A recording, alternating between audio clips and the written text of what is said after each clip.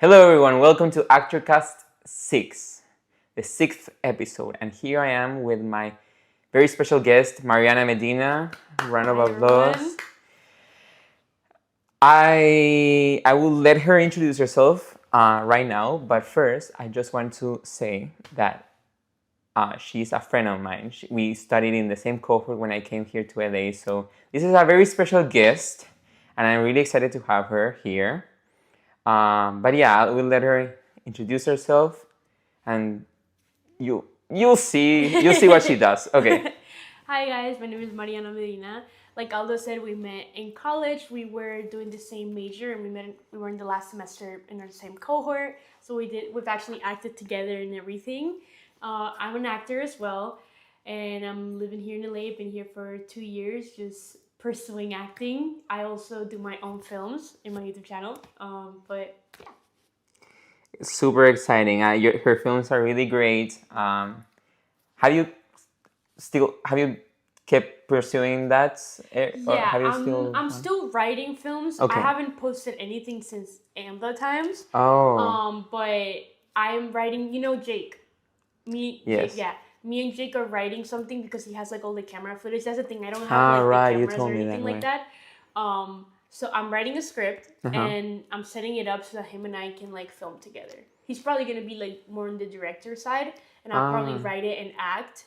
And then we're still trying to figure it out like what we want to do. I've had a couple scripts pitched in, but it's also kind of hard because our schedules don't align.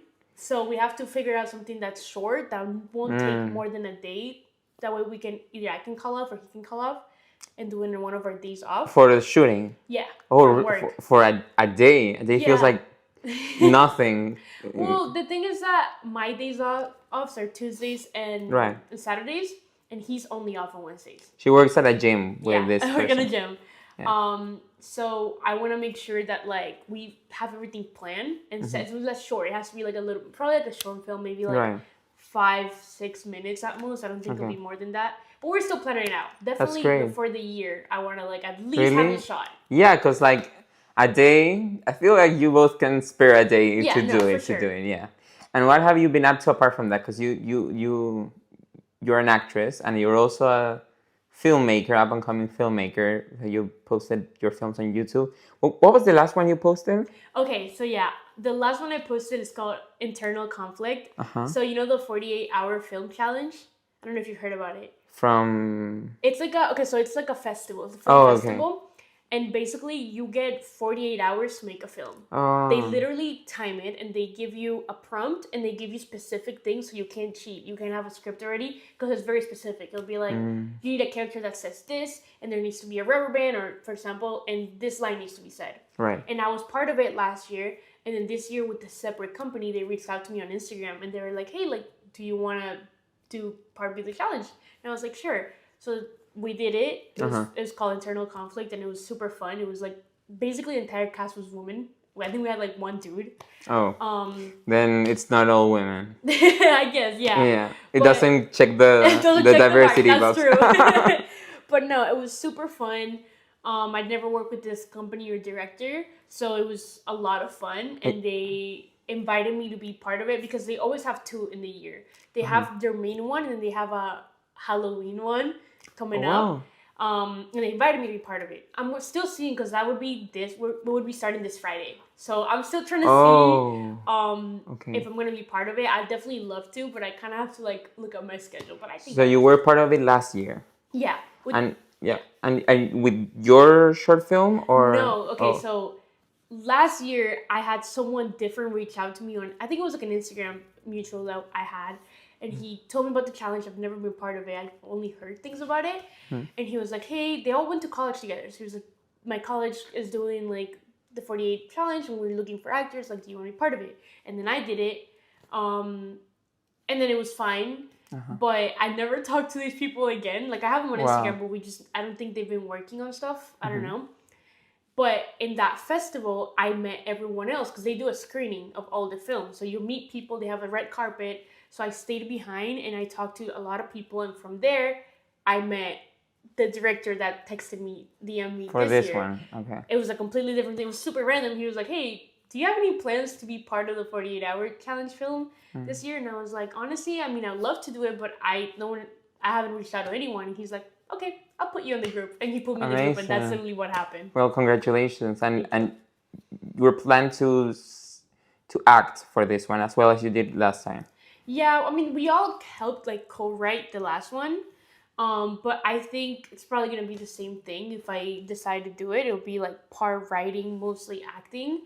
I would love to direct one. I think it's just harder for me to get a crew. Right. Because I don't have the cameras and I don't know people that are able to take, 48 hours, that's the 2 days off like that. So right now, I'm okay with just acting, but I'd love to be directing at some point. Wouldn't you, like, be able to, in a future instance, like whoever recruits you, instead of recruiting you as an actor, they recruit you as a director? Maybe that's the best option, right? Yes, the thing is that the person that recruited me is the director. So, all right, but for the future, okay. Right, so it would be if like a writer. Right, if I get recruited by someone like that, I would definitely love to like direct and everything. If not, I'll just wait like until I can get at least like some people to do my own thing, like a crew. Just like, cinematography. I don't even mind doing most of the work. Like, I don't mind writing or even editing. Like, I love to edit. It's mostly like the camera. Like, I don't have anything to record. I don't even have mics. Like, I don't have anything that's good quality. Yeah. And I wouldn't want to submit something like on my phone. Right. People have done it. And actually, they're not too bad. Yeah, I mean, you can film 4K in a phone right now. Yeah, you can do a lot, and people have done it. And I've seen some great projects that have been done on the phone. And I've seen some shitty projects that have been done in like really good cameras. I guess it's just that like perfectionist side of me that like if I want to do something, I want to do it right. And I just want to put all my effort. And I don't feel like, personally, me doing it with my phone is like putting it my best effort, if that makes sense. Yeah, I get it. Not for something like that, at least. It's just like your mindset, like you think. I mean, you can try. I can try. Yeah. Have you ever filmed short films with your phone, or have you ever been trying like with the production company? Yes, one of my, actually the last short film that I wrote and everything that's on my channel, I did it fully on my phone. This sexual violence. No, not that one. Okay. Don't take that one out. No, yeah. What was the name of that one? Hello, Amari is my YouTube channel. If you guys want to check it out. yes. We'll have it in the description. But what was the name of that one? Talking about I Love You. That's where I get hit. Yeah, that was it. It talks about domestic violence. Yeah. No, that one, it was filmed on a camera. I was able to get people that helped me out, like film it and everything, and then I did the editing part of it and directing all of that. The last film I have on my YouTube channel, it was after AMDA. It was like that's right. Because I don't remember you telling me about this, like, because this short film that you're talking about that you have after AMDA is the one you did for your 48-hour challenge.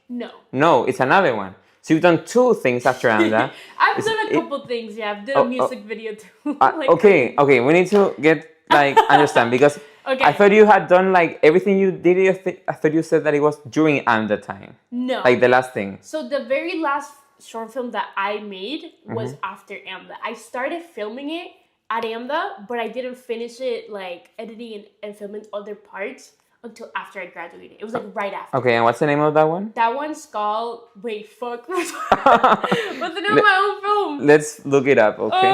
No, don't worry. I'll look it up here. Is It Hard to Love Me? There you go. Is it Hard to Love Me? Yeah. It was a poem. It was a spoken word poem that I wrote.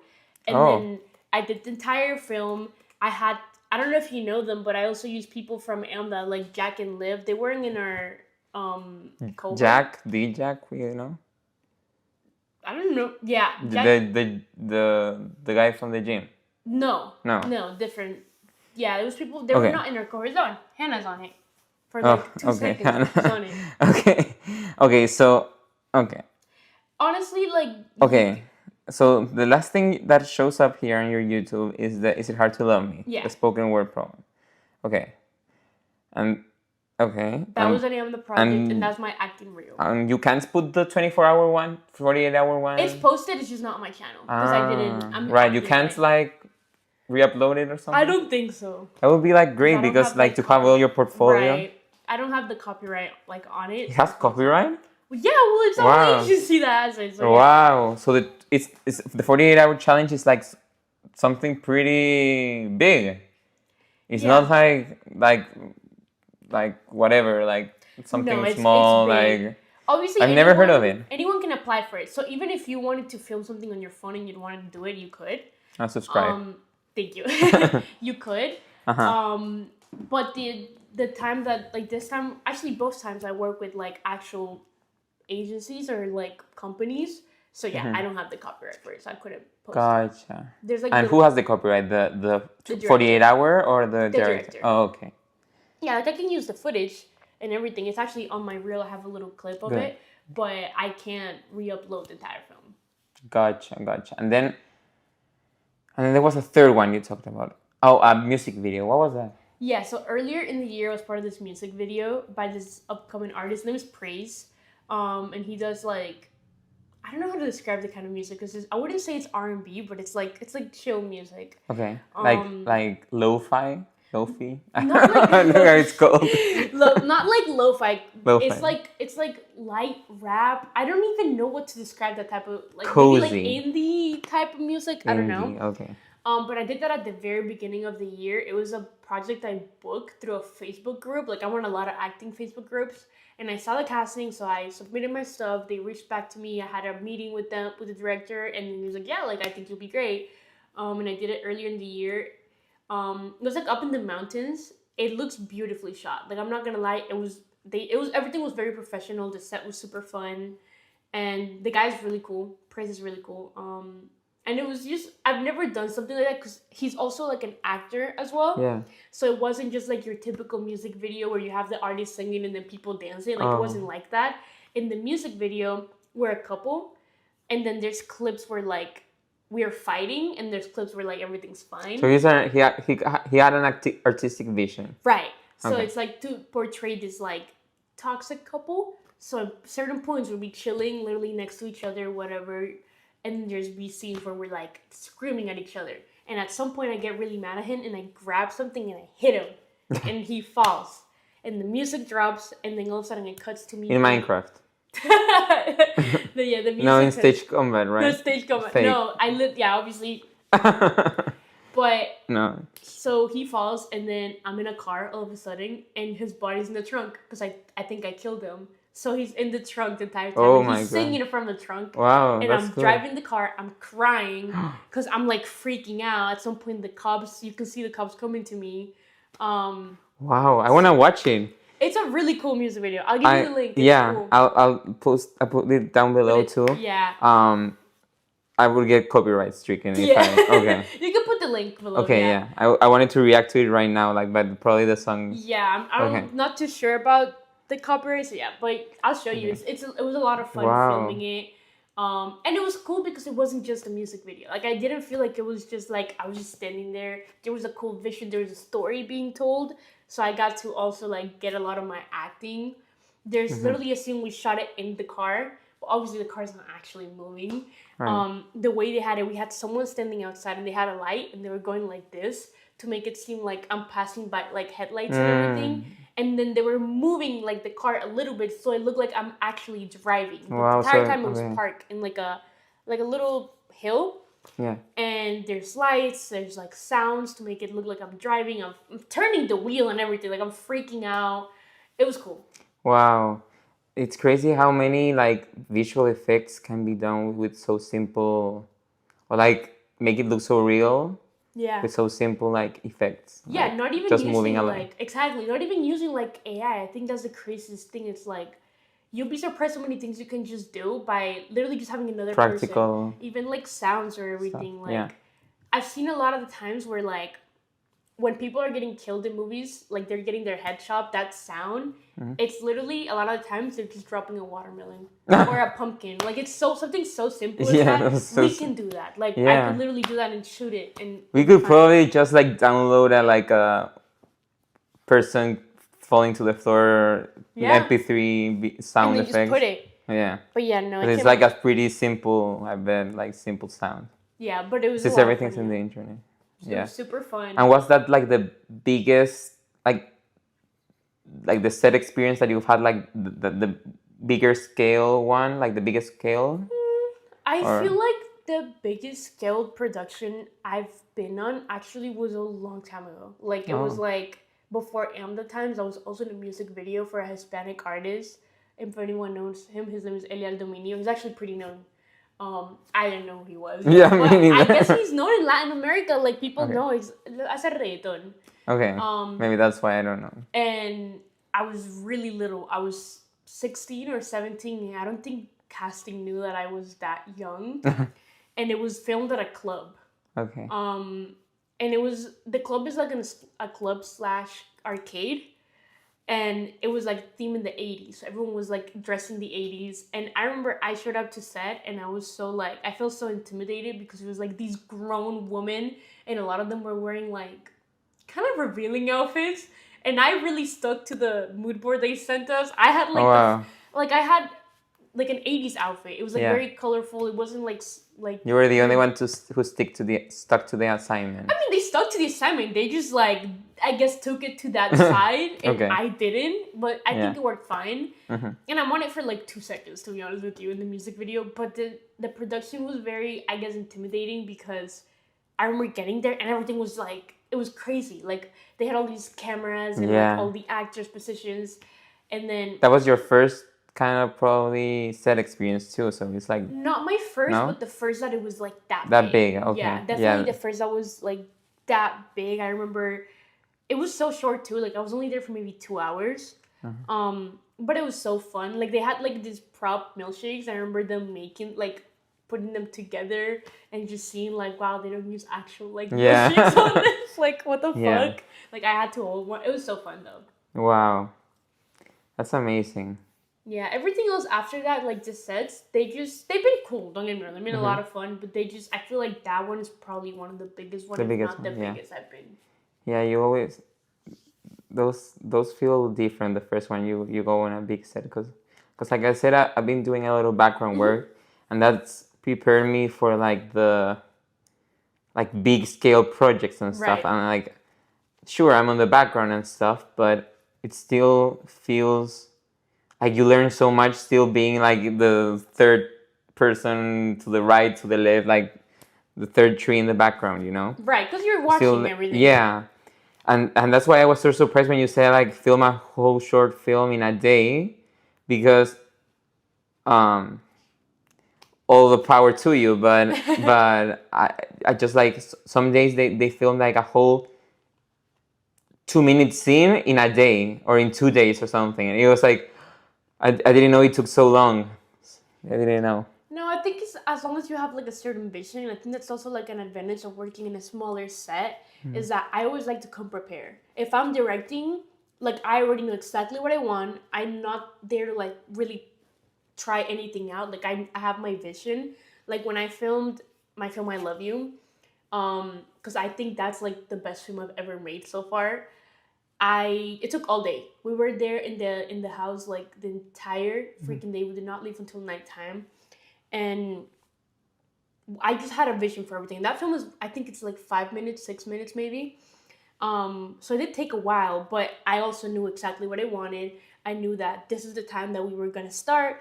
I knew exactly where I was gonna position my actors. In that case, I was also like, I acted on it. I was the lead. Yeah. So I think that also gives me an advantage because I already know what I want. But also that makes it probably take longer because you're doing 2 double work duty at the end of the day. Yes and no. I think if you trust your crew, which I really did trust my crew, like my cinematographer, I told him exactly like all the shots that I want. I filmed it on my phone and then I showed him this is what I want, so he could just replicate it in the camera. So he already knew what I wanted.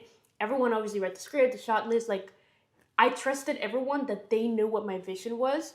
So you just let things go and just focus on your acting. Exactly. There were only minor things where I had to like be like, hey, maybe do this, like like only like notes. There was no point where I feel like I got stressed out or anything. It was just everyone knew their position, and it was like that. And I already knew what I needed to bring for my character, so I also didn't have to direct someone else to tell them, oh, in this part you need to do this, in this part you need to do this, because I already knew what I wanted, you know? That's good.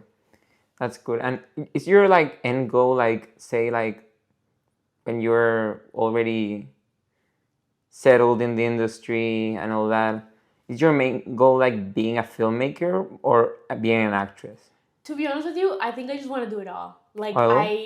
I would want to still act, but I would also love to direct. Okay, so do everything everywhere all at once. Because I love acting. I love being in front of the camera. I love portraying different characters and everything. But I also love creating things of my own. Like I love writing. I love you. The film that I did, I also wrote the entire thing and I edited the entire I was thinking, oh, she loves me, and then I was like, oh, okay, the film, right. Yeah, the film. Like I wrote it, directed it, edited, like the entire thing. So I don't mind. I would honestly, in an ideal world, I would love to direct projects where I can also act in them. I would just be like a style of Adam Sandler. Yeah, I was gonna bring him up, like kind of like him, where he puts himself in his own movies. Yeah. And he plays around with everything. Yeah. I would love to do that kind of thing. That's a great. It's tough. I bet it's really tough. Like whenever I see like directed by the same person who's like starring, yeah. I always am like I can't imagine. And sometimes I've been in background sets when like they do that, but that's like, of course, I'm in the background. People are like in the front doing their stuff and both starring and directing. But like, I still, I will go crazy. I feel like doing that, but I guess it's possible because people do it. If you trust your crew, it's possible. I also think, not for my film I Love You, but I have another film on my YouTube channel called To Be a Woman. For that one, I also directed it, and I was also the lead on it. And when I came to my scenes, the other actors, like, they actually helped me out a lot, because there was a scene where I needed to look. It was a shot through the mirror, but it was at me. Like, you see my entire face, and it was like a very emotional point of the film. And I was trying to bring that emotion, and the other actors, since there was no audio in this part, they were telling me like, oh, like, try this, or like, think about this. Like, they really helped out. So I feel like as long as you have a crew that you know and that you trust, they'll also help you out. Even though you're directing, like, they'll also give you instructions. They'll also help you, give you notes, you know? So I think that as long as you have that in order, I think you can do it. True.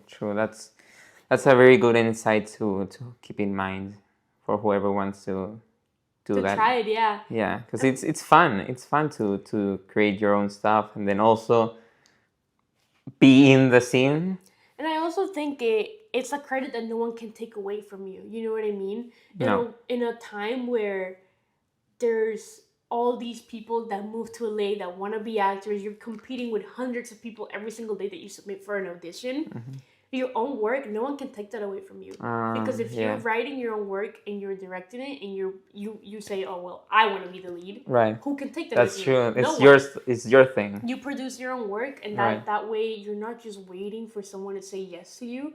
You're auditioning, but you're also producing work in the meantime, so you're not staying out of the loop. You're also big brain mentality. And you never know who watches your stuff. I saw this guy who did a film, like a short film on YouTube. I wish I remembered the name, but I don't remember it. And it was a really good film, and it reached millions of people on YouTube. People started like watching it, and it reached the right audience to the point where some director watched it and he recruited him to be like make a film together.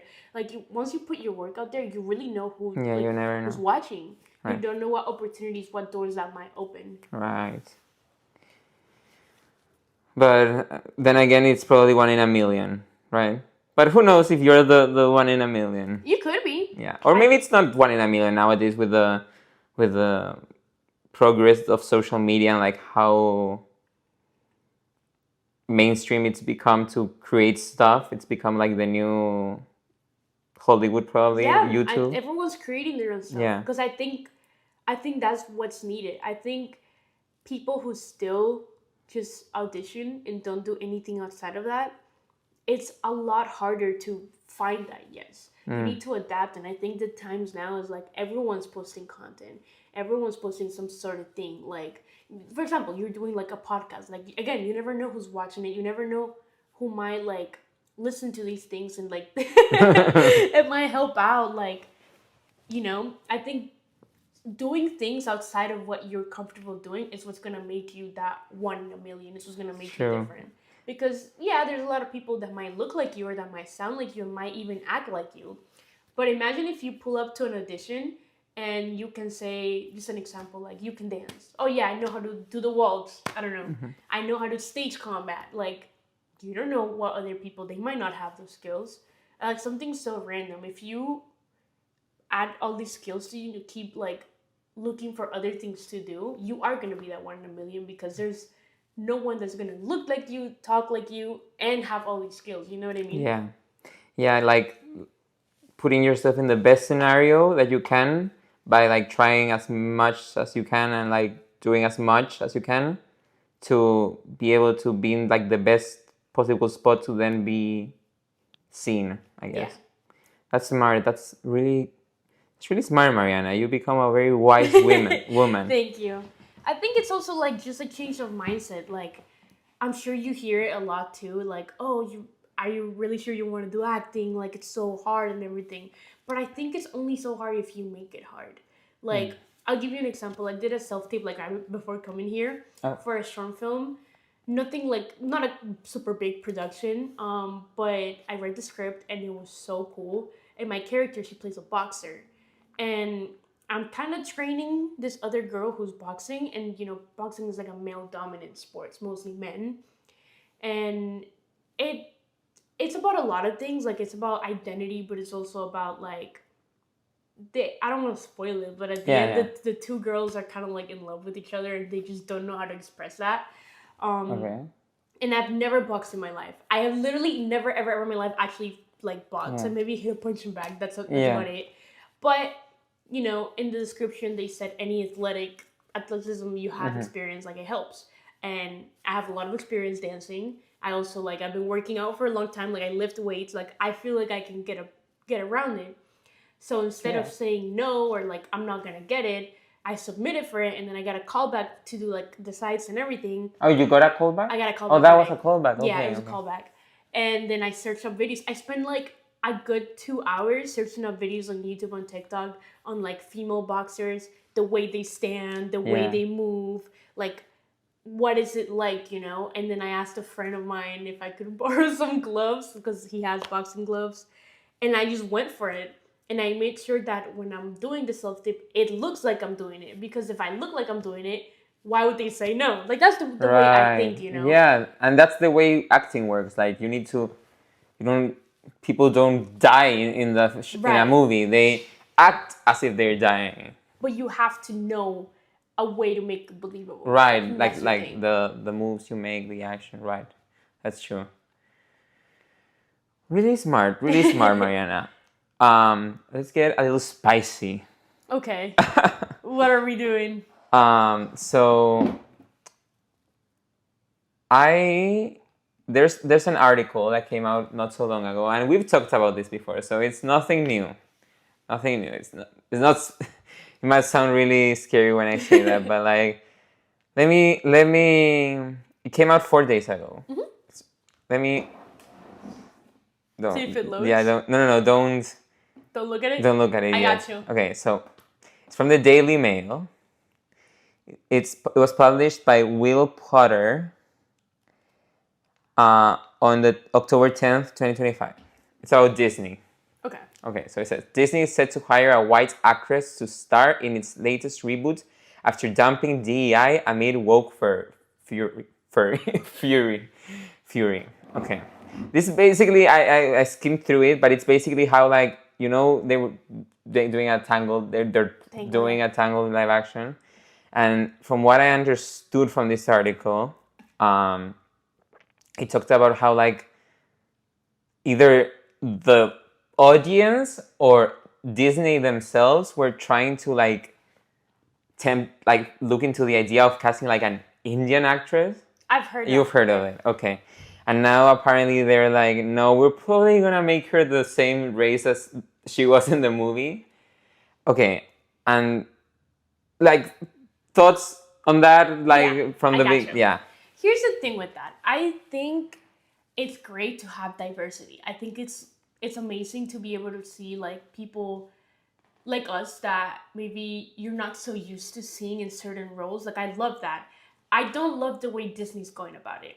I think it's very lazy to take a story that's been told for years, for decades, you know, and then all of a sudden change the character and make it like a minority because that's what you think people want. And it sucks because I'm gonna give you an example, like the Little Mermaid. I think her name is Halle Berry. Haley Bailey or Halle Bailey or one mixed. The girl who played the Little Mermaid. Because there's another black actress who's also something really similar. I get them confused. Yeah. I think she played Catwoman. The other one, yeah. But the one that played the Little Mermaid, she got so much hate. Like, she actually got death threats. People were saying all these crazy, very racist things about her. And I feel so bad because she's super talented. And she killed the role of the Little Mermaid. And she has an amazing voice, amazing performance. Like, there was no other actor that could have done what she did.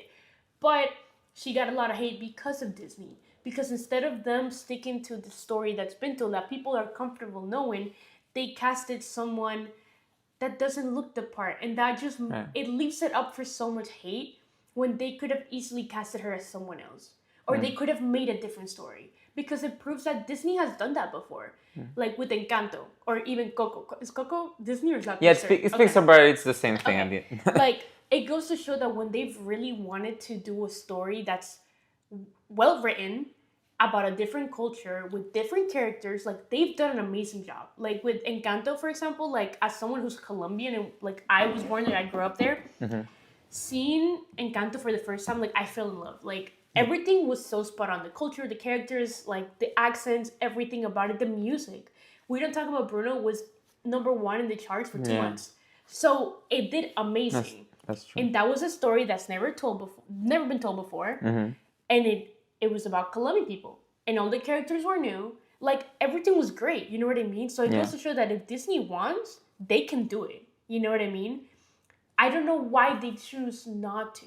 Like, I don't know what is this trend about taking these stories that changing it. People are already so in love with, like, they have an image of the Little Mermaid. They have an image of, I'll give you another example, like Snow White. And I love Rachel Zegler because she's also Colombian. So, and I think amazing actor, amazing singer, like, she's great. She's a great singer. But Snow White literally gets her name because she's as white as snow. It's actually part of the story.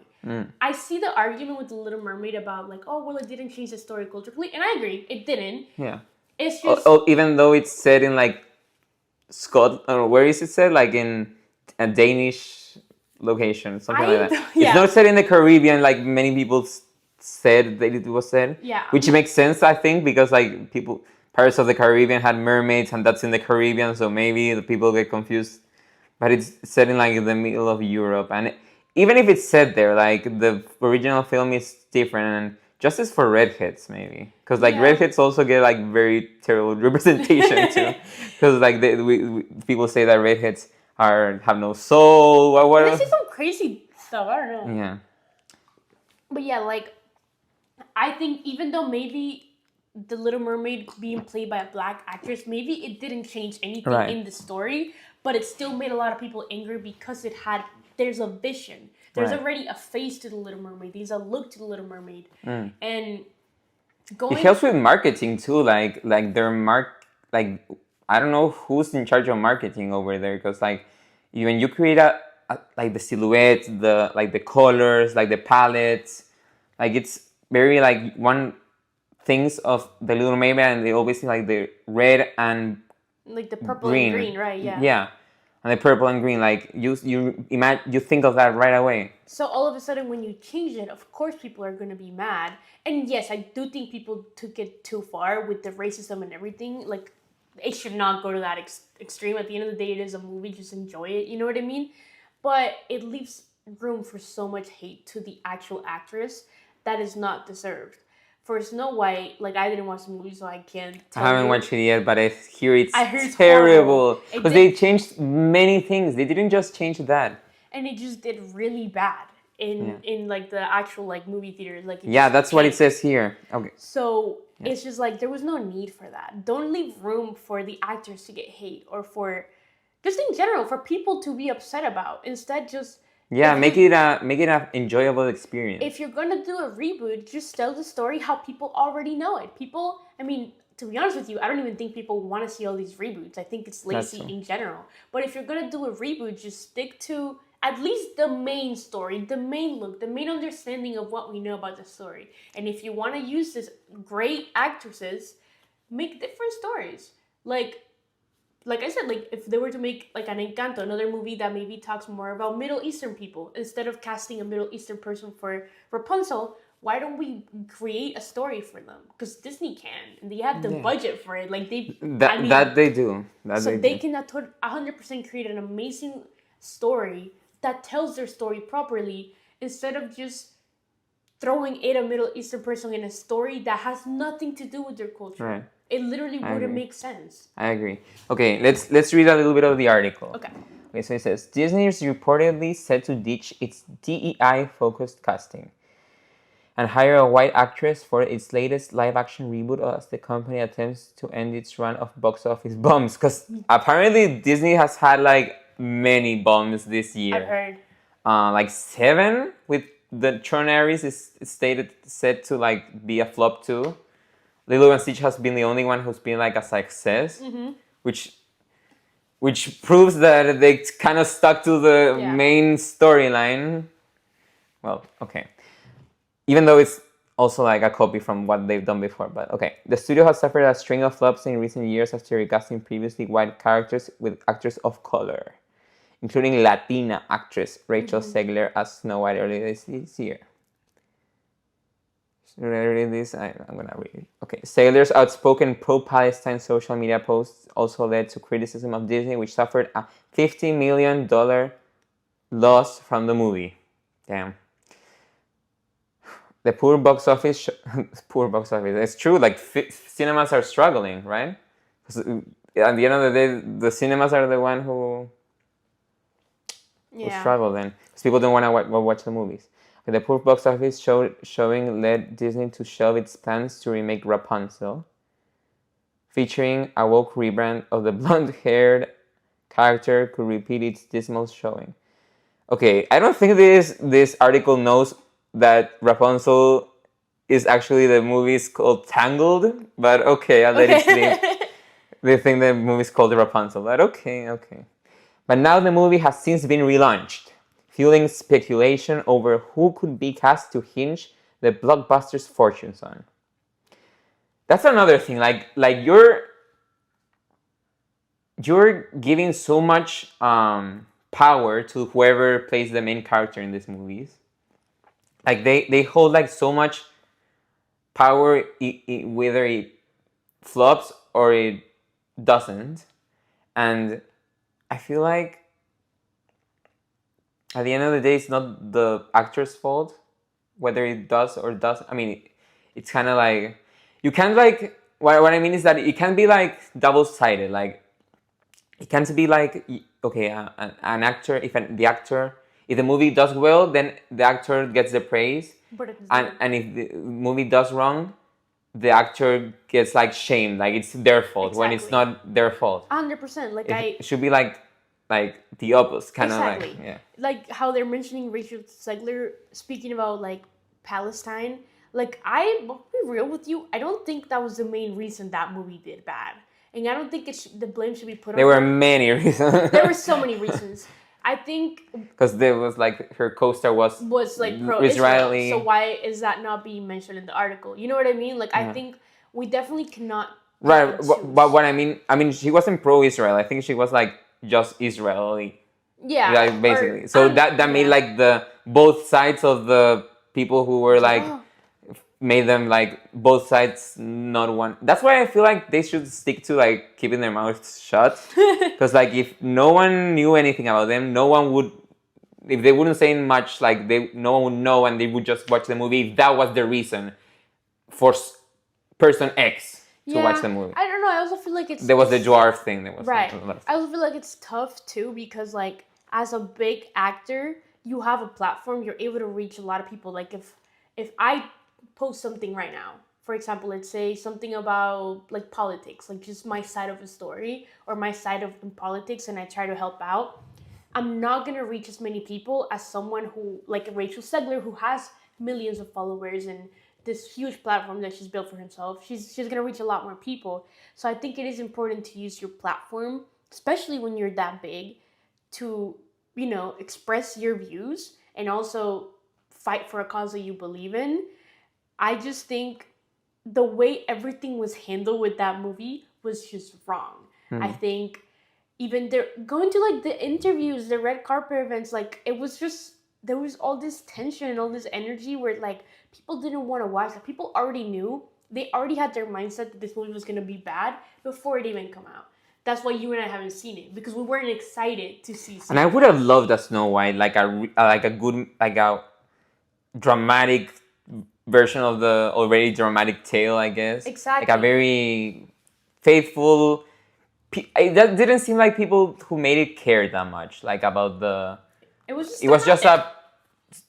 Because what haven't we remade yet? Let's remake Snow White. Let's do it instead of like, let's create a story about, I don't know, another Colombian, since Rachel Segler's Colombian, or a story about. I think she, to be honest, I don't know what she is, because she's half Colombian.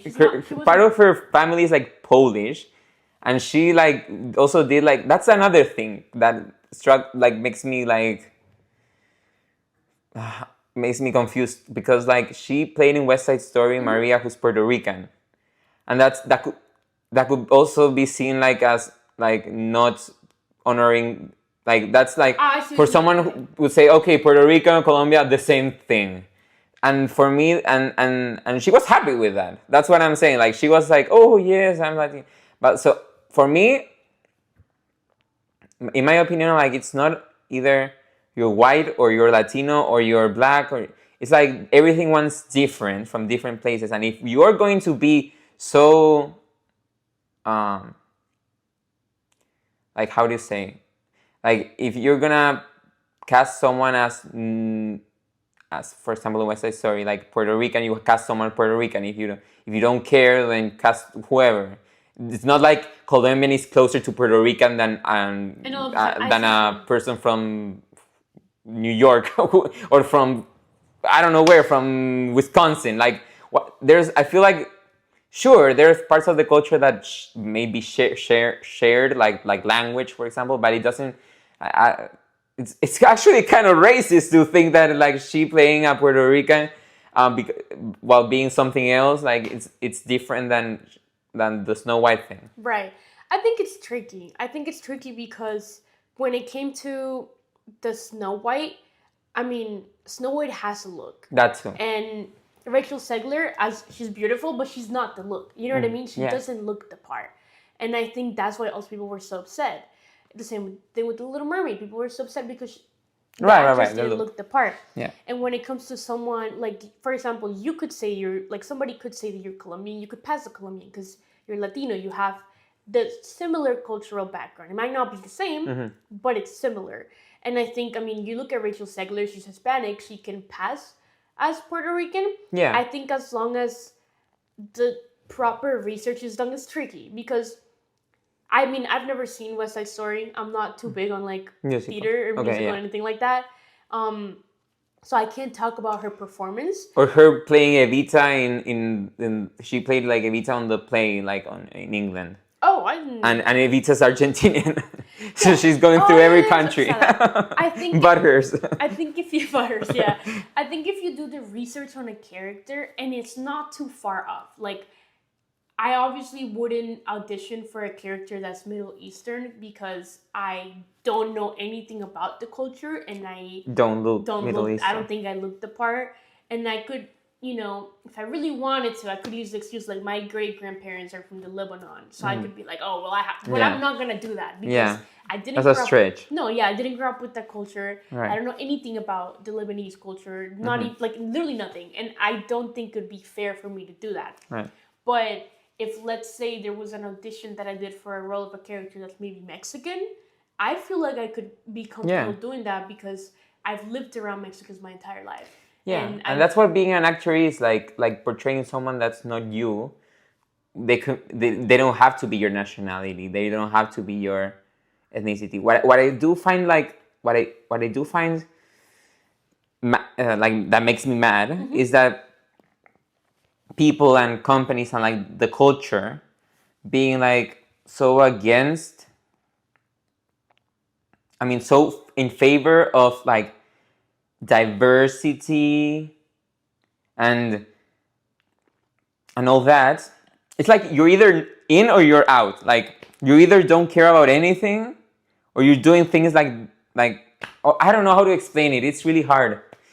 Maybe ignore what I'm saying. No, but I think I get what you're saying. I think there's nothing wrong with trying to be diverse in cinema. I think it's great that it is. It needs to be done right. You're right. It has to serve a purpose. It's really lazy to just take a character or a story that's been told a certain way and just try to throw in someone like us just because they think that might we fit the quota. That's inclusive. Like, right. No, create stories that talk about our culture. Like, I haven't seen a Disney movie or a Disney princess or anything that talks about Chile or like Brazil. Because we don't have princesses in Chile, so don't do that. Right, or like a story. Yeah, story. I mean? That's the like, thing. Nothing that talks about anything like or Brazil or all these other backgrounds. Right. Why don't we do that instead of in that way? Also, actors like us can audition for parts like that, for parts that actually fit our culture. Like, I would love to audition for a Colombian role if there were more available. Like, I'd be the first person in line. But most auditions I get, they're just honestly just what I can pass by. Right. I did an audition like a couple days ago where I played a Puerto Rican person, and I'm sure I'm not gonna get it because I don't know how to do a Puerto Rican accent. But you know, I tried my best. It's also like there's a thin line. I also don't want to come out as offensive. If I book a role like that, and then all of a sudden I'm faking an accent and it's horrible, and everyone's like, "Oh well, she's not Puerto Rican." Like, it's a thin line. You know what I mean? It's tricky to like. At least you go viral. Which is good. Yeah, but is it good if I'm going viral? I mean, fame is good either way. They say. Guess, They say. I don't know. No, but it's a thin line. Yeah, no, I get it. It's interesting. Let's continue. Okay. Sailor. Okay. But now the movie has. Okay. Industry insider Matthew Belloni revealed that Disney executives told him that the anti-woke shift within the company is now well known. Disney is about to cast a new Rapunzel in the revived live-action remake of Tangled, he wrote in his Puck newsletter. I'll bet you the price of that long braided wig that the gig will go to a white actress. Ugh. The hair doesn't look good. Yeah, he did Rachel Zegler so bad with like choreography and everything too. Like there was no effort put in that movie, I feel like. Yet it was so pricey. Yes. It cost so much. Okay. Disney is reportedly set to ditch its DI-focused casting and hire a white actress for its latest live-action reboot of... Okay, this is what we already read. Okay. While we stopped short of naming any names, Scarlett Johansson... Did you read that? I saw that, yeah. Is being eyed to star as Mother Goth in the new movie, Versatility, which I don't think she should. I don't think so either. Because first of all, I feel like she doesn't fit in the role. She doesn't look the part. She doesn't look that like old, and I don't know what are they trying to do with this? Like, I think are they trying to do a live-action multiverse? Because if that's the truth, she already played someone in a Disney live action. She did. She played the snake in the Jungle Book. Oh, I know. She sang a song, and she can sing, I guess. But she's not like, operatic. I don't know. What happened to casting someone also based on appearance? Right. Like, yes, obviously talent matters. Yeah. But we already have a vision of what Mother looks like in Rapunzel and Tangle. Yeah. Mother Gothel. Not Mother. Not Mother. Mother Gothel. And yes, I'm sure they're gonna just shove her in a wig and like I think her eyes are blue already. I don't know what. They can put whatever. I know they can go around it, but it's like she doesn't have the aesthetic. I don't get Mother Gothel. It's typecasting, and it's like it may be a controversial topic, like typecasting, like how like it doesn't matter as much, and more often if you're like I think she's the most paid female actress in Hollywood. She's the most paid woman in Hollywood, I think, or one of the most. No, I think. Well, don't quote me, but like that's what I read somewhere. And I bet I had a teacher who told me once, who said once that like at first you need to be in your typecast, like when you're starting out, and then like when you're famous, you can go outside of the box. But still, it's like a project that many people hold dear. And I mean, it's fine. She looks, I guess, like who she could have played? She could have played like Rapunzel's mother, right? That would have made the actual mother. Yeah, I get more vibes that she could have done that, and it's she true. looks that part. Maybe they're just trying to deflate, and she's actually gonna play her actual mother. Oh, that'd be super cool. Yeah. I would totally see her as that. Yeah, but yeah, cause I went on a Disney cruise not so long ago, and like they had like the Tangled show on that, and they added some new songs and stuff. And the woman who played Mother Gothel is so good, and I'm like, there's so many actors that can play Mother Gothel. They don't have to be the famous most. Mm-hmm. Yeah, like we don't need an all A-list cast, and it's not me saying it because I'm not A-list and like hire me, but it's just like I feel like it's always the same people getting the same roles. Pedro Pascal, I mean, he's Chilean, so I guess I should be happy for him, but I still feel like he's everywhere, and it's like exhausting. Give chance to other people. Yeah. Like, I get what you're saying. There's so many good options. Like, we're in a world where there's so many people that look different ways, that can do so many things, like you're saying. And I feel like a lot of the times, you're just lost to someone that you never basically stood a chance. Right. I did an audition, which I'm not gonna reveal what project for, because that was a big one. Okay, don't. But I lost the role to someone who was famous. Okay.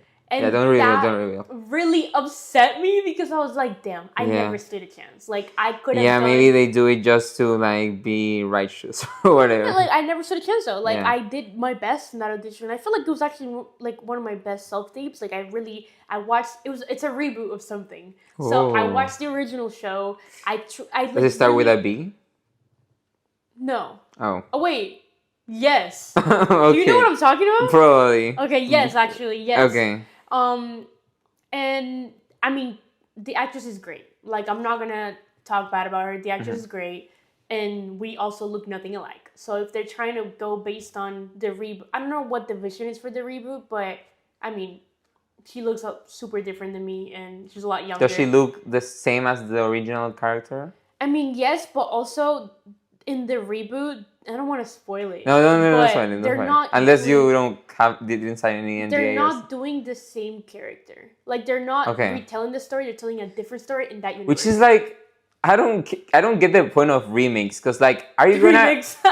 It is a remake. Yeah, you're right. Or reboots or whatever. Like, oh no, remakes. Sorry, did I say remix? Yeah. Oh well, remakes / reboots. Like, I don't get the point to them, because it's like, if you're gonna copy it like line by line, what's the point? If you're gonna change it, then why don't you create a new story? So what's the point either way? I think with this one, they're telling a different story in the same like multiverse, like the multiverse, whatever. And I think it's cool. I think it has potential to definitely be liked for sure. Yeah. And the actress is amazing. She probably, I mean, if she got the role, she might have a hell of an audition too, and I've seen her before. So she's great. I guess it just, that bitter side of me, that side I get it. Is like, damn, like, did I stand a chance if like this person who had this platform and all these roles, if this person was auditioning for it, like, did I really, you know what I mean? Yeah. But happens. I get it. Okay. Let's just like read a little bit more of this, because it's getting really long. Okay.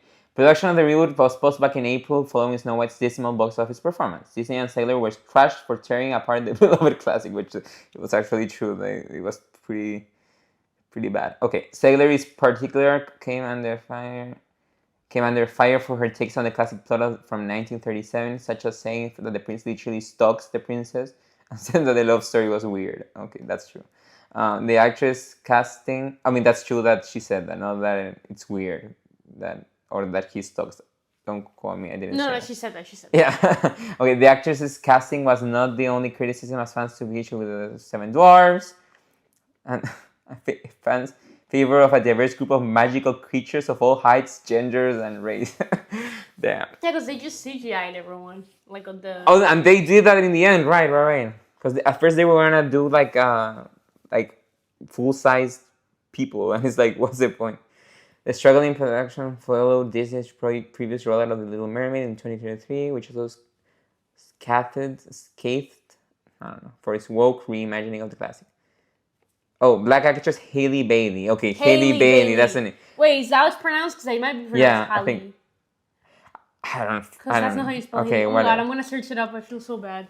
How do you pronounce it? Was cast as Ariel in her main role, while Melissa McCarthy was also criticized for... Okay, whatever.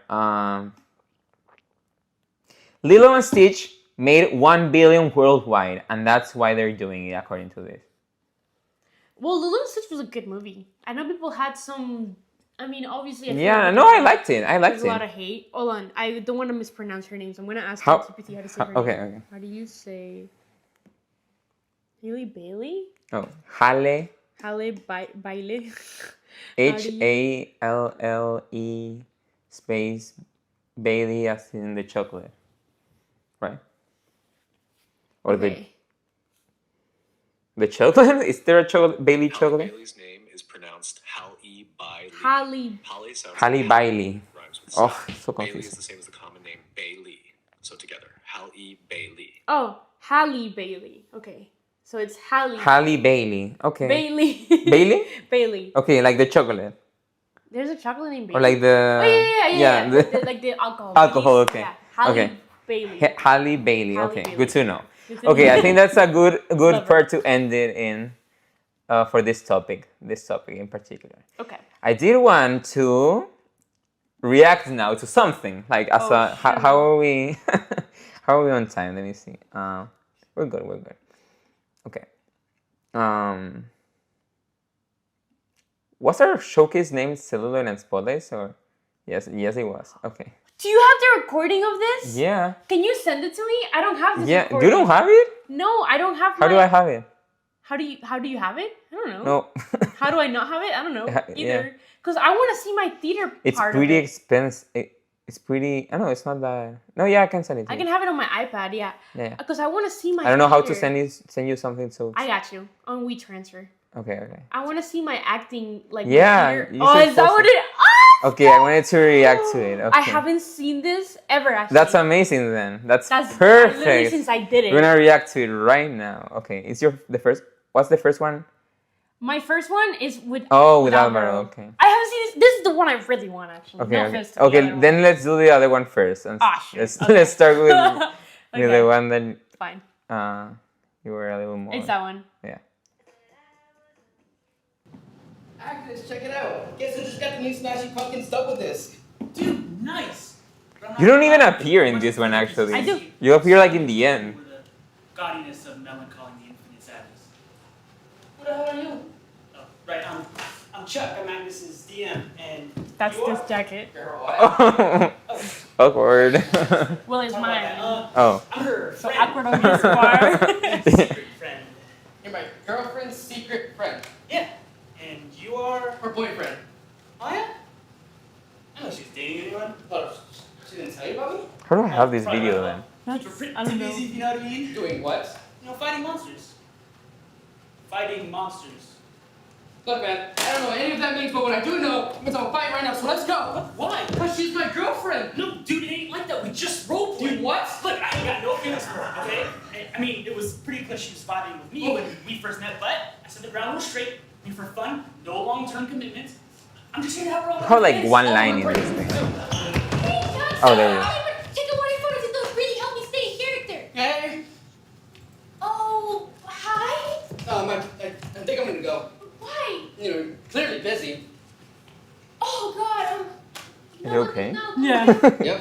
You don't think I'm important to you? That's not what I was thinking. Hey, man, you know you can just join us if you want. Say what? Yeah, I mean, you know, you've watched us for a bit. Once you get the hang of it, just jump right in. I'll be easy on you. Yeah, you know, Chuck can be pretty rough. Please, please. Call me Vince, because I'm big where it counts. So you know what? I think I should. Bye. I'll call you later.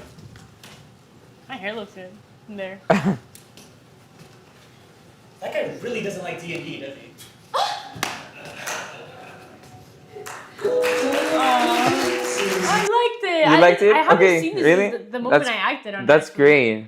By the way, this is like our graduation showcase from last year. Like when we graduated, we filmed like It's been a year, by the way. It has been. Exactly a year since. Yeah. I was like, oh, what the fuck? Yeah, it's been a year already. But we basically. Can you explain what's this? Because this is a scene, like we did a showcase with different scenes basically. Yes, this is, yeah, so basically it was like our final graduation showcase. It was 30 minutes of film and 30 minutes of theater pieces, and we did a play called, I actually don't know what the play is called, but it's about D&D. She Kills Monsters. Yes, yeah. She Kills Monsters. How do I know? I don't know. And it was basically the scene, if anyone's familiar with that, where... Yeah, it was like a scene. It's literally... I wasn't there. I wasn't any of the characters. But yeah, like I just played like the girlfriend. I think it was actually really funny. I think I have 3 lines or 4 Yeah, lines but in you there. did well. You did I well. liked it. It's because my other scene, it was just Better. one-on-one, and Yeah. it was a lot longer. So I think that's why they just threw me in there. But this one I'm excited to see because I think I killed this one. Okay, let's see. This is from a play called Indian Summers. Okay, Indian Summers.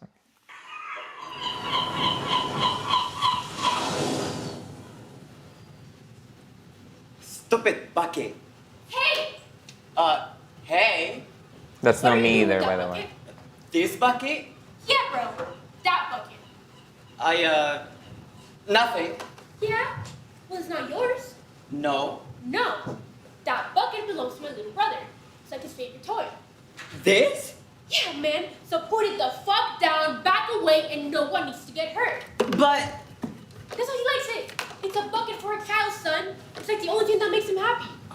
well, okay, sorry. Damn right you're sorry. Now give it to me. Give it a bucket. Yeah, Helen Keller. Shit, do I stutter? No, I'm not giving it to you. No? No. I'm tired of all these people like you walking around leaving their buckets. If this thing was so special to you, if your brother really cared about it, then he shouldn't have left it here. Dude, he's like 6. All you ever do is give things up to people like you. People like me. People like you who are all Although Mark's bark, in the give floor, me, and I'm like, fucking sick of too it. many. Why am I always the one giving up the bucket? You want the bucket? Well, too bad. He got left here on my side of the beach. So now it's like tough shit, Sheila. This bucket is mine now. You know what else? And you got a problem with it? Then call a cop, sister. Oh, you have no idea. Oh, yeah? You have no idea who Jimmy's messed with. Yeah, I'm sure some jive-ass prophetess mafia princess or some like fishing boat for our You are so dead. Great! Kill me, just please stop talking. Tough look, crowd. I don't know There's how no one long laughing. you're here for. Summer people. Summer people? But you better not even think about setting foot outside again. You messed around beach. On On this this beach, alright? And I got a huge You remember that family. line. And we own this town. And now me and all my brothers and all my cousins, we're gonna make it like it's our life's mission to wipe you in the face of the earth. No! Whatever, summer people. You're skinny and you're weird and you think that you're too good for the beaches of Rhode Island. So you know what? Just give me my brother's bucket back and get out of here. Summer people? That's what you are. Well, that's not even like grammatically correct. People like you who come out of places like Boston or New York and think that you fucking own the place. Oh, well, you don't own the place. I do too own the place. Native Americans were here long before your degenerate chromosome and damaged ancestors. And they held this land with nobility, with respect. They probably worshipped the ocean as a god. Why wouldn't you? Look at it. Dude, all I'm saying is don't take other people's stuff. Oh, yeah? Well, tell it to Columbus, sister. Tell it to the pilgrims. Damn, tough crowd. Yeah, like no The one first saying. night, everyone laughed. Really? Yeah. Oh, this was the What second are you night? making? Oh. I don't know yet. I think it's probably a cormorant. A cormorant Or what? what? A cormorant. It's a bird. A Even I know seabird. the lines. Like we rehearsed it so much. Like I heard it so many Oh times. yeah. Yeah, looks like a Cormorant. Cormorant. Yeah. Oh yeah. Ah, look at those eyes. Like he looks.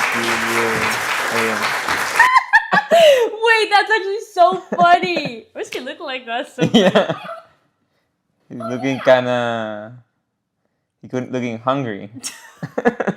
That's so funny. Yeah, no, this is the second night. The first night, I remember like people, especially with the Helen Keller joke, people really. Oh, really?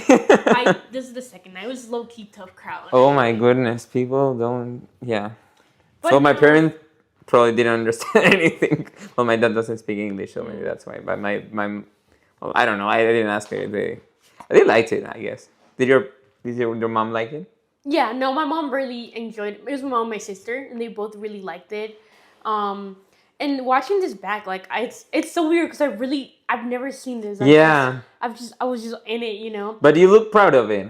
No, I am. Yeah, Especially that second good. one. Like, I didn't have a lot of experience theater-wise. Like, I feel like most people in our cohort came from a theater background, and I didn't. All my experience before that was all on film. It was like camera film, because that's what I want to mainly do. So I feel like it was a big challenge for me to do a theater piece.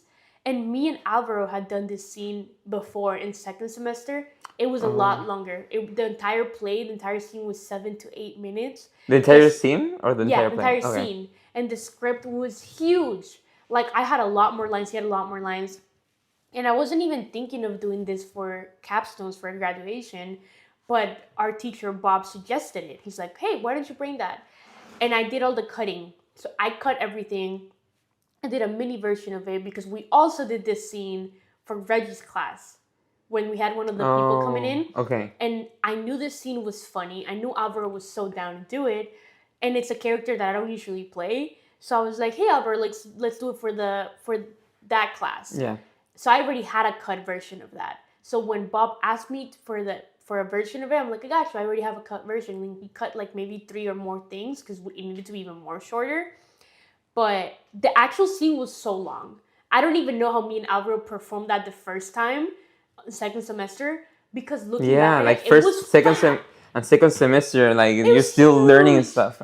And that's why Alvaro made a mistake in this one. Yeah, I saw. The first night, he didn't. That's how I know. Damn. When he's like, and you know what else? Yeah, you know what? Says, so you got a problem with it? Because in the original, he says like, oh, you know what else? Everything you own, I'm going to take. And he keeps going. It's a longer monologue. Oh, I don't remember that part. So I think from he just the rehearsals. Yeah.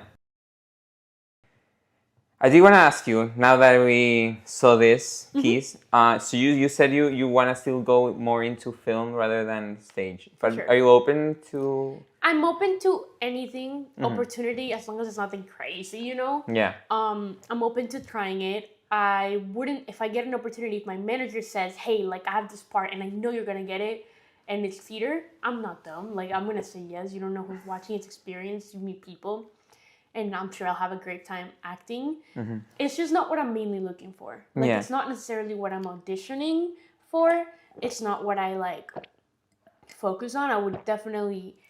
I enjoy film 10 times better. I don't know. I just, like, when I think of acting, for me, it's always been film. Okay. It's always been that side and not so much theater. I also just don't think... I mean, looking back at this, I'm actually shocked. Like, I think I did pretty good. I think you did too. I've never seen this, so this is, like, new to me. And I don't feel like I was bad at all. But I also know that there's certain things that, like, I still don't know because I don't have that, like, theater experience or training. But, I mean, you could always learn, I guess. Yeah, and so I wanted to ask you, like, we studied both, you more film than stage. Yes. But in AMDA, you went through like stage acting and like you did learn about that. What's like the toughest? Because it's way different to study acting for film and for camera than from stage. It's like 2 different mediums and it takes different skills for both, right? So I wanted to ask you, like, what was the, like, some big takeaway / thing that was hard for you at first, but then you managed to learn from it. From stage acting and like how it compares to film. I think movements. Like, I think when it's on camera, I mean, you literally have a camera right here, and they can catch on anything. Like, let's say we're doing a scene right now, and we're this close, and it's getting heated, and we're upset, or I'm getting annoyed. There's certain little movements that you can do, whether it's like something with my eyes, a very subtle expression. People notice that because you're seeing it. They're getting this side, you know.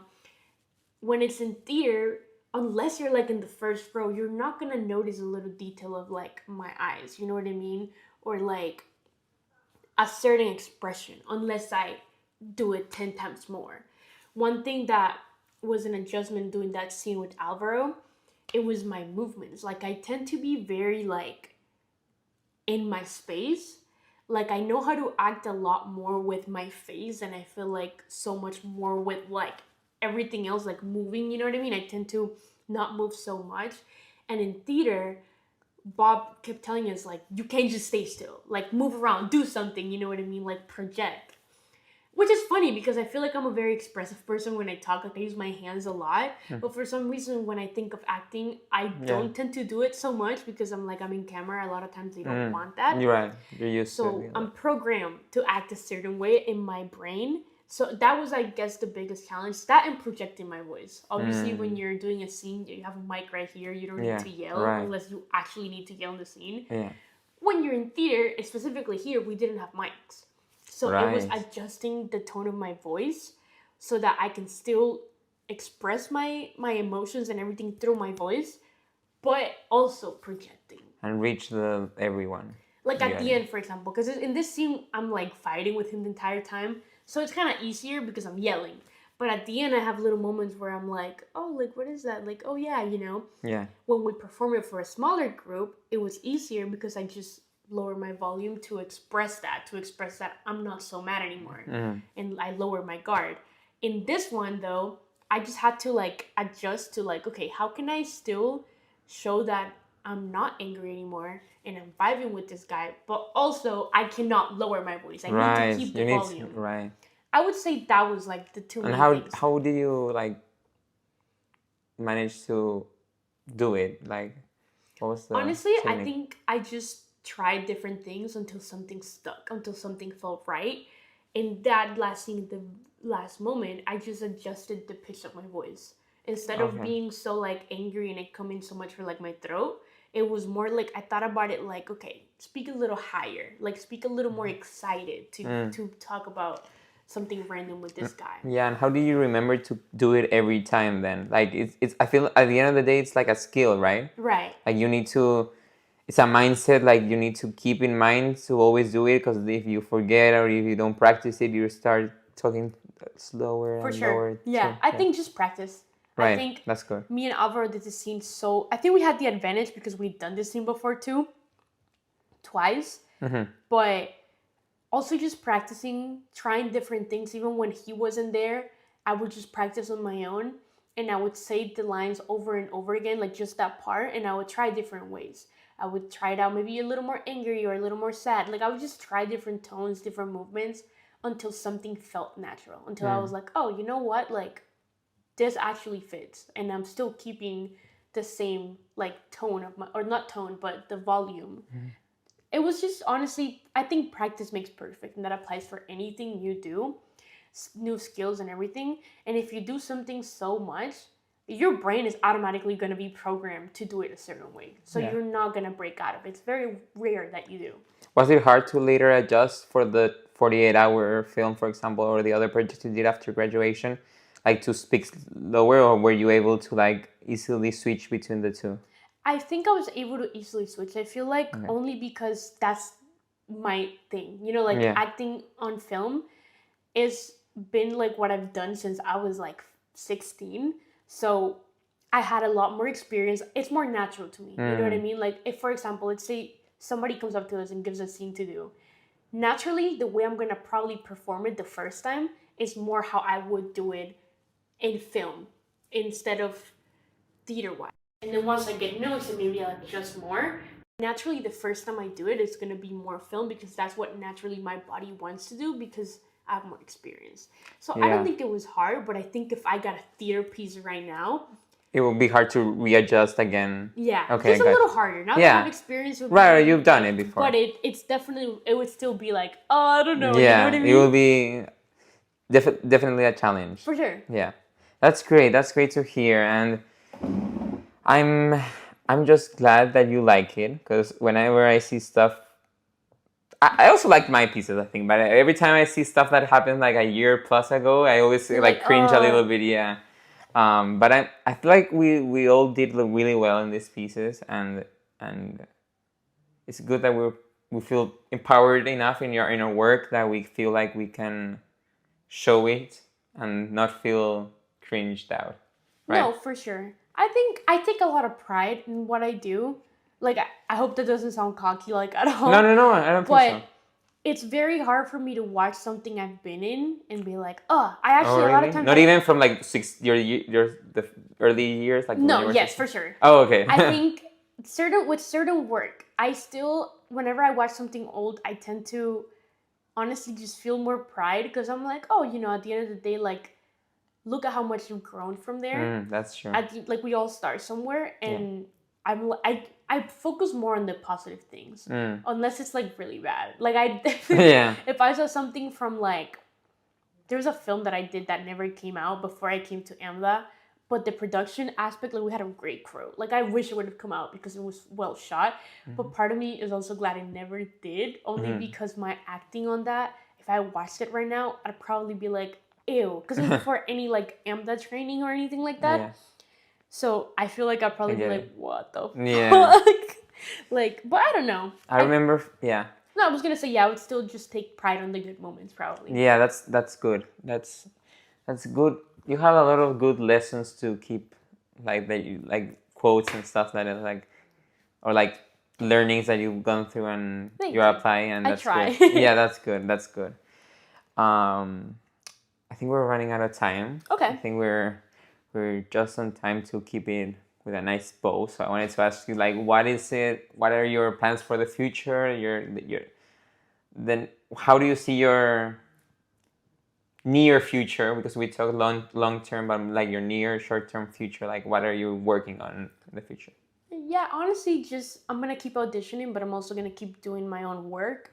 I think moving out on my own here and everything that happened this year was pretty rough for me. So it was a huge adjustment, which didn't give me a lot of time to produce as much work, like original work, that I would have wanted to. I think now that I'm more set and I feel more stable in my life, I can focus more on I didn't know. Are you okay? Yes. I'm okay. Okay. I didn't know. No, I'm good. Like I feel great. Like I think if you would have asked me that maybe a couple months ago, like the answer would have been different. Oh, okay. But I feel like I'm a little more stable now to focus more time on my own like craft and my own work. I've always been auditioning, but also doing passion jobs, like something that like creating my stuff. And I want to focus more on that now and just keep producing my own work, keep auditioning, and keep learning new things so people don't have a reason to say no to me. And I know that at some point, if I keep being consistent and I keep producing my work and being just positive, like I know it's going to stick. I just have to keep doing it. That's, I guess, the difficult part, being consistent. But I mean, in terms of the future, I hope you guys will see me in the big screen soon. Like, I really hope I'm able to book something like that that'll be like life-changing, you know? Yeah. Yeah. We're still young. We are. still have... I always think to myself, like, if I do get a big break, like, today, I will still be, like, much younger than many actors that got it, like... Yeah, and it would be too soon, I feel like. I mean, I would love to, of course, it's like the best possible scenario, but I feel like it's a good thing to think about that we're 21, you're 21, yeah. We're still young and we've been doing this for a few years, but not decades well, yeah, maybe for me, when did I start making films?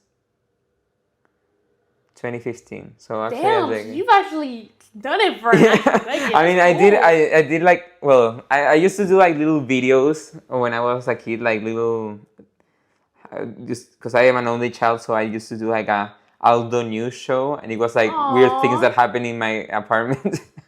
That's cute. And it was just like me interviewing myself. It was pretty autistic. But no, it was nice. It was cute. Like my parents liked it, but that's so cute though. And then for 5th grade on 2015, I did like I like submitted a film for a film festival. Like I recruited like 10 actors like from my grade or people that wanted to do it, and it was really rough. Like I wanted to show it to you, but I don't know even where to find it right now. But it was in English. Let me see if I can find it somewhere. Okay. Maybe we can watch like a little bit of it. Okay. Just because I guess you watched. Oh, I found it. It was you that have easy. it. Okay. Okay. I don't wanna. You know what? You know what? All the people that appear here are kind of like. I don't wanna appear. I don't wanna appear. I don't want you to show it. But I can like skim through it, and then that's me. Okay. How old were you? I was 11, I think. You're like really little there. Wait. Let me.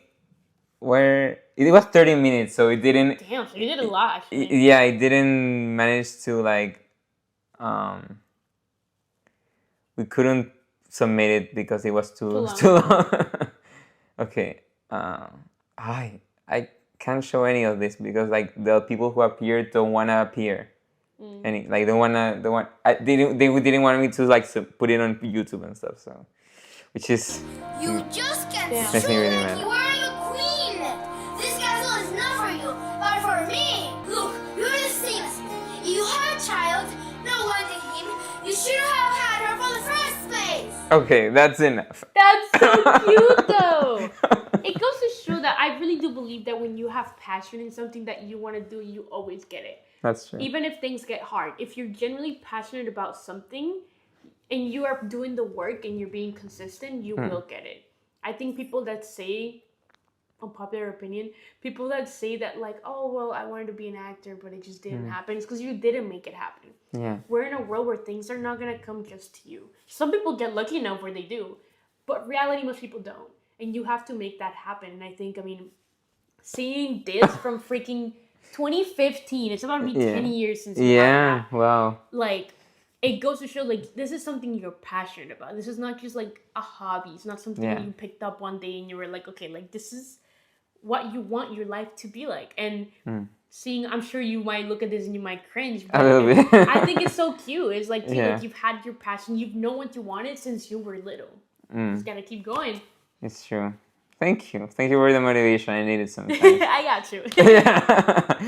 Amazing. Where can people find you? Where can people follow you, find your projects? I am Hello Amari in most of my socials. If not, Mariana Medina. I feel like that's a very common name, so it might show up a lot. So I would go with Hello Amari. That is all together. Yes, it's in the description either way. But my YouTube channel is Hello Amari. My Instagram, my TikTok. That's I think the only socials where I'm really on. Everything else I'm not on it. So yeah, you guys can find me there. Oh, is that like your stage name now? Yeah, really? Hello, Amari? Did you ever did you watch YouTubers in Spanish when you were because I was in Yeah, Chile? I mean in English, in Spanish. There's a YouTuber que se llama Hola Soy Germán. He's Chilean. Yeah. Yeah. I used to watch him a lot when I was yeah. little. So I kind of copied his name. Okay. But I was already here. I was like, how can I be different? Yeah. So I made it in English. Okay, So nice. that's why it's Hello Amari. I've had that username since I was 11. Wow. And it just stuck. I just stuck with it. That's I like amazing. it. Mariana Medina is kind of a common name. Yeah. So I like that can differentiate me. Yeah. And I also think it's cute. Yeah, it's it my is. stage name is still Mariana Medina, Okay. but in like my socials and everything, people like know me as that. You should schedule like this is really what I'm gonna say is pretty like scary and why did I come up with it? But you should schedule. You know how like YouTubers schedule videos for like this is me 10 years ago, like, and it's like you should schedule something like on YouTube for like 90 years in the future and say goodbye, I'm Mari because you died or something. That's so. I should totally do it. That'd be so funny. It's like, oh, goodbye. Like, and if you don't die, then you postpone the schedule. You postpone it. And what if I die before and it doesn't come out until well, 50 years? Well, that's too bad, I guess. That's funny. Well, that's an amazing note to end it on, I guess. Well, thank you for having me in the podcast. This is a lot of fun. Anytime you want to come back, as soon as I think I'm going to keep doing this podcast like online if I ever go back home. Like I want to keep checking up on people, like who knows, like 20 episodes from now, and I don't know when episodes are being filmed like really quickly with this, so Right. maybe it's gonna be in 30 because like I feel 20 episodes will be like 2 weeks and you wouldn't be able to Right. to do much. But like in a good time frame, you can like come back and we can check in on like Yeah. what we've done. That'd be great. Yeah. Yeah. I'm also planning now doing like I'm gonna say it's not secret. I'm trying to also do like an actual live show maybe Oh, that's cool. online. Okay. Like you know how like in the Zoom style, like with everyone from their own places, and like just a more like instead of more industry, more like fun kind of like that'd be more fun. jokes. Okay. I don't know. I'm that still, sounds cool. but I would like to invite you one or many of those days. I would love to. Yeah. You will be. I feel like you will be great to like converse in that situation, in that like different, more lyrical Okay. manner, I guess. Oh, But we'll stay tuned for that. Stay Okay, I'm getting into the podcast atmosphere. I like it. I like it very much. It's fun. Yeah. Okay, amazing. Thank you so much for watching ActorCast episode 6, and we'll see you in ActorCast episode 7. I guess. Bye.